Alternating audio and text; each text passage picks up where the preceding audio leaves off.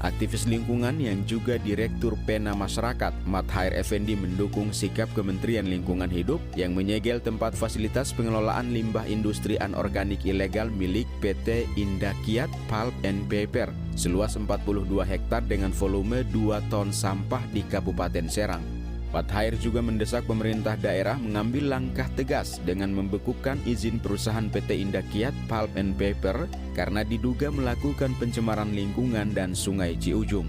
Hal itu disampaikan Mathair Effendi kepada Titik Kata saat ditemui di Sekretariat Pena Masyarakat Kota Serang pada Jumat 15 November 2024. Ini sudah berulang kali dan juga ini sudah kasus lama yang memang harus ada ketegasan akhirnya kepada pihak pemerintah khususnya yang masuk di wilayahnya dia sendiri, itu harus langsung mempertegas.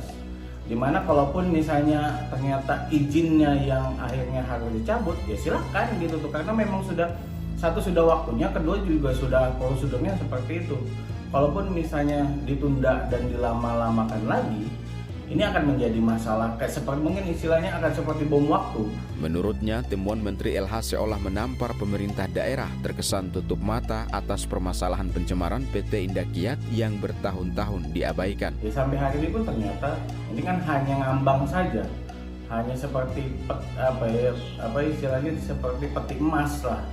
Di saat dibuka mungkin ada emasnya, di saat ditutup ya emas itu disimpan, masalah itu disimpan terus gitu tuh. Entah kapan mau diselesaikan, ternyata ya tidak bisa diselesaikan dan juga tidak adanya ketegasan. Di sisi lain, Aeng meminta Kementerian LH untuk kembali melakukan sidak ke seluruh pembuangan limbah berbahaya dan beracun atau B3 milik PT Indakiat Pulp and Paper yang diduga sumber pencemaran Sungai Ciujung. Investigasinya kalau bisa jangan hanya satu, karena ngomongin limbah padat, walaupun itu ada efek entah itu dari hujan turun ke kena limbah akhirnya ke tanah pun akhirnya menjadi sumber kehidupan makhluk lain, dan juga ternyata di situ ada masalah lama, yaitu adalah limbah cair itu sendiri yang ternyata mengalir ke air ke Sungai Ciujung.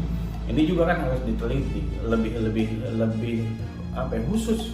Karena walaupun misalnya ternyata limbah ini masuk ke Sungai Ciujung, tapi kan kita akan mungkin bisa dicek di mana sih sumber pembuangannya, ataupun istilahnya pipanya, ataupun istilahnya spitengnya, istilahnya itu ada di mana gitu tempatnya.